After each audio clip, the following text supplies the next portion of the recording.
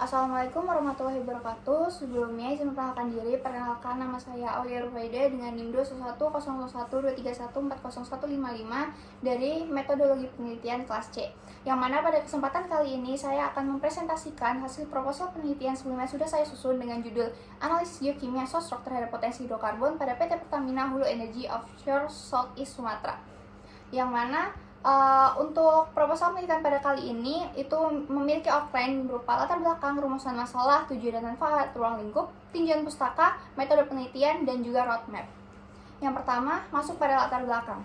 Untuk latar belakang ini sendiri, terdapat 4 latar belakang, yang mana yang pertama ada kebutuhan energi fosil dari minyak dan gas bumi masih menjadi tulang punggung dari sektor industri, transportasi, serta kelistrikan nasional dari Indonesia dan membutuhkan evaluasi potensi yang terbarukan. Lalu yang kedua ada potensi offshore dari Southeast Sumatera sendiri, yang mana pada offshore Southeast Sumatera dikenal sebagai petroleum sistem produktif. Pada wilayah ini menunjukkan adanya sistem petroleum yang masih layak dikaji dan dikembangkan. Lalu ada peran sosrok. Dari peran batuan induk ini sendiri memiliki elemen utama dalam sistem petroleum. Tanpa sosrok yang berkualitas, tidak ada minyak atau gas yang dapat terbentuk. Lalu keterbatasan penelitian sebelumnya, yang mana pada keterbatasan ini spesifik pada area offshore-nya itu sendiri masih terbatas dan diperlukan adanya data lebih rinci untuk mengurangi ketidakpastian eksplorasi di wilayah offshore. Lalu masuk ke rumusan masalah. Pada rumusan masalah yang pertama itu bagaimana karakteristik geokimia sosrok pada sistem petroleum offshore. Yang kedua, bagaimana kualitas serta kuantitas dari material organik berdasarkan parameter TOC, HI, OI, serta rock-level pyrolysis. Yang ketiga, itu perumusan masalah tentang bagaimana tingkat kematangan dari thermal batuan induk itu sendiri dalam menghasilkan hidrokarbon. Yang keempat, itu dari jenis hidrokarbon apa yang berpotensi dihasilkan berdasarkan dari tipe kerogennya. Yang kelima, bagaimana potensi sosrok dalam mendukung sistem petroleum dan akumulasi dari hidrokarbon itu sendiri. Masuk ke outline yang keempat, itu ada tujuan serta manfaat.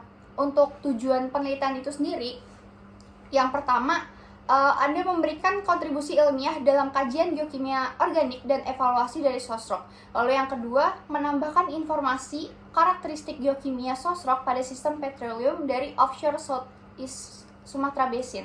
Lalu yang ketiga, menjadi relevansi akademik bagi peneliti evaluasi potensi hidrokarbon selanjutnya. Lalu memberikan pemahaman hubungan tipe kerogen dan potensi pembentukan dari hidrokarbon itu sendiri. Lalu yang terakhir atau yang kelima, mendukung pengembangan interpretasi geokimia dalam studi eksplorasi offshore.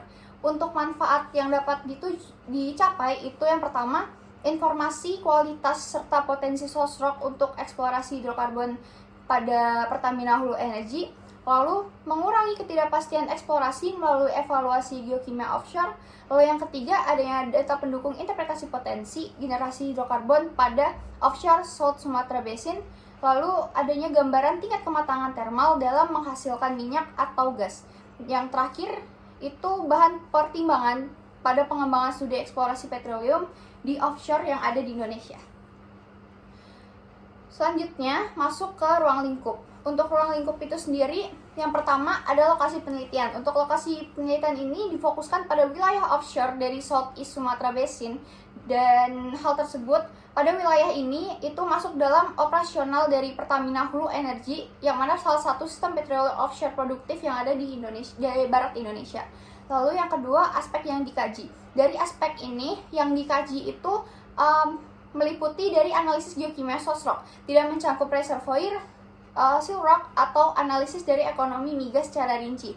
Lalu adanya parameter analisis yang digunakan meliputi TOC, rock-level pyrolysis, HI, OI, Tmax, tipe kerogen, serta analisis dari kematangan thermal. Selanjutnya ada sumber data yang digunakan, yang mana dari sumber data ini menggunakan data geokimia batuan dan juga data geologi regional pendukung yang tersedia. Lalu adanya waktu penelitian. Untuk waktu penelitian ini ditargetkan pada minggu 1 hingga minggu 2 melakukan pengambilan dan input data, minggu ketiga dan keempat analisis parameter geokimia, minggu kelima ke-6 evaluasi kualitas dari sosrok, minggu ke-7-8 melakukan interpretasi potensi, minggu 9-10 pengolahan data dan serta laporan, lalu minggu 10 hingga minggu 12 melakukan finalisasi data. Untuk output yang diharapkan itu merupakan gambaran kualitas dari sosrok itu sendiri, analisis kematangan thermal, dan potensi generasi dari hidrokarbon pada offshore Southeast Sumatra Basin. Selanjutnya masuk ke tinjauan pustaka, yang mana dari tinjauan pustaka ini membahas tentang geologi regional dari cekungan Sumatera Selatan, yang membahas terkait dengan tektonika, terus adanya stratigrafi, peran dari formasi-formasi seperti talang akar dan juga lahat. Lalu metode evaluasi yang digunakan meliputi TOC, Rockefeller, pirolisis, HI, OI, Tmax, serta menganalisis dari standar evaluasi dari sosrok itu sendiri. Lalu proses pembentukan hidrokarbon meliputi diagenesis, katagenesis, pembentukan oil windows, dan juga gas windows. Lalu adanya sistem petroleum dan juga diagram yang digunakan untuk mengklasifikasikan tipe kerogen. Selanjutnya masuk ke konsep dan juga masih kelanjutan dari tinjauan pustaka itu sendiri, yang mana untuk yang pertama itu ada sistem petroleum, lalu adanya sosrok, material organik, lalu tipe kerogen hidrokarbon, serta kematangan thermal.